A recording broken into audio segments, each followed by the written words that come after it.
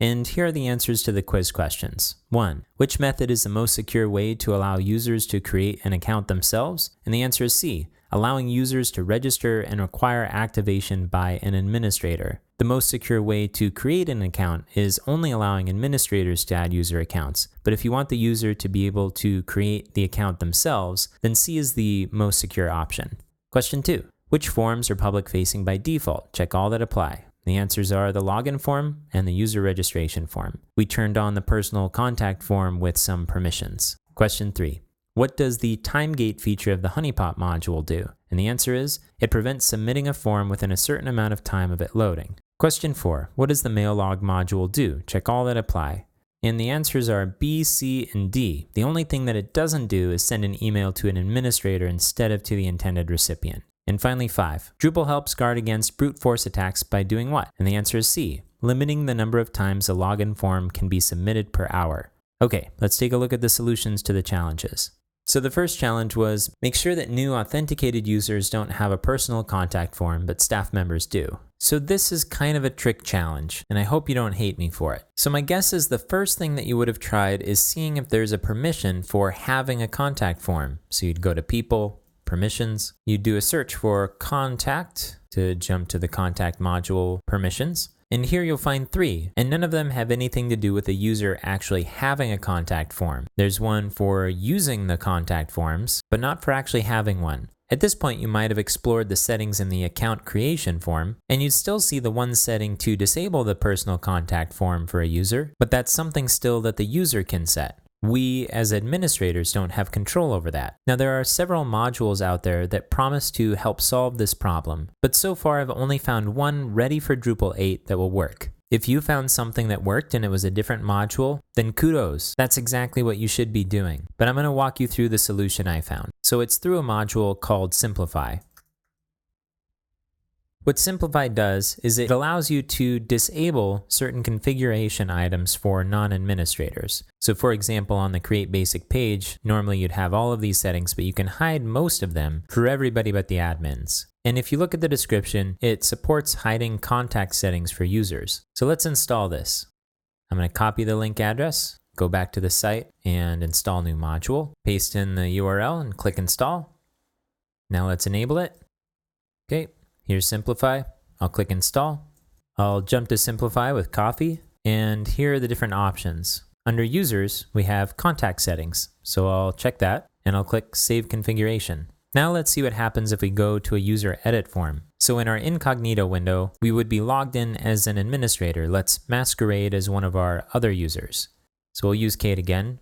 I'm going to masquerade as her, and I'm going to go to My Account and Edit. So here, now we don't see any option for the contact form. If we looked at Kate's account as an administrator though, we would see the contact settings here. So this looks good. The only other possible wildcard is what happens to new users when they create an account. So back when we were talking about account settings, let's go to the account settings page. We unchecked this, the enable the personal contact form by default for new users. So this means that in the future, if we decide to expose the user registration form to the public, that the contact form setting will be unchecked by default. And since they won't see that setting and be able to adjust it, it will keep it disabled for that user until an administrator comes in and checks it for them. Okay, that was kind of a curveball.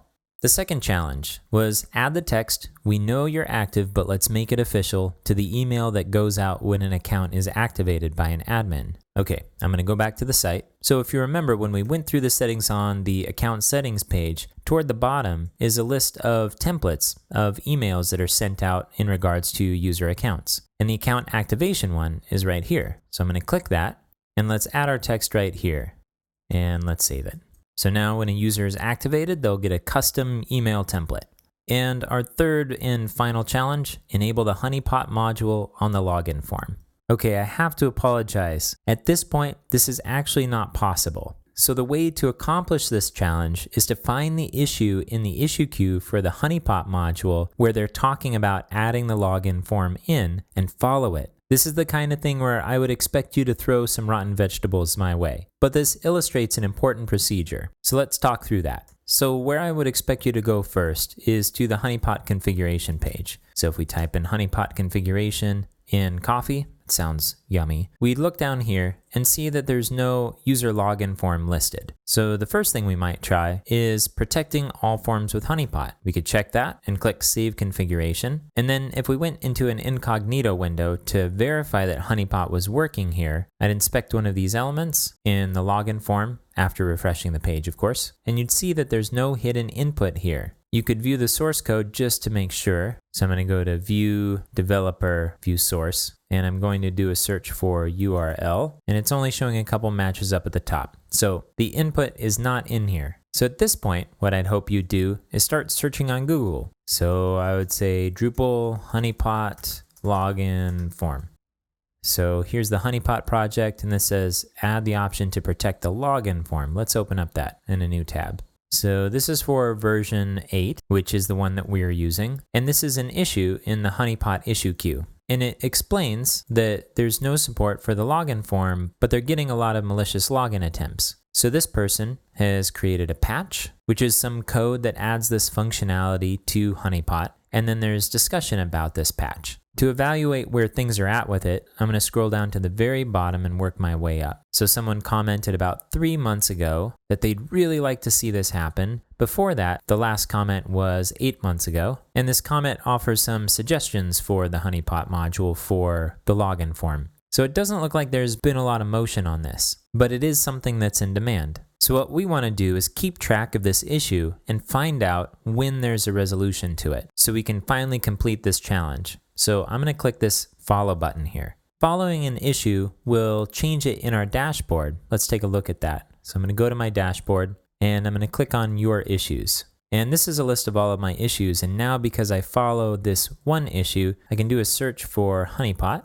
And we now show add the option to protect the login form. So this is nice, but if we want email notifications, we have to do one extra step, which is to go to our profile and then click on issue notifications. And then we're going to add Honeypot here. And we only want to see emails for issues that we follow. And let's click save. At this point, we'll get an email whenever this issue is updated, and when we get an indication that the login form is now supported, we can update Honeypot and complete our challenge. Again, my apologies for throwing you a challenge that wasn't actually completable. I hope that it helped you explore a bit, and I promise I won't do that again for the rest of the series. Let's do a quick cleanup of the changes that we made during these challenges before we start the next chapter. First, go to the Honeypot configuration page at admin config content Honeypot and uncheck protect all forms with Honeypot and click save configuration. Next, let's roll back our change to the email template that we altered for activated users. So we'll go to configuration people, account settings, scroll down to account activation, and we'll remove this active line here and click save configuration. And finally, let's disable and delete the Simplify module. So let's go to Extend, Uninstall Module. Let's search for Simplify, okay, and uninstall. And let's go to our Drupal base directory, and in the modules folder, we'll delete the Simplify module. All right, that should get us ready for the next chapter. Technically, we didn't complete all 3 challenges, but I think in spirit we did. So let's press return and see what status we've earned.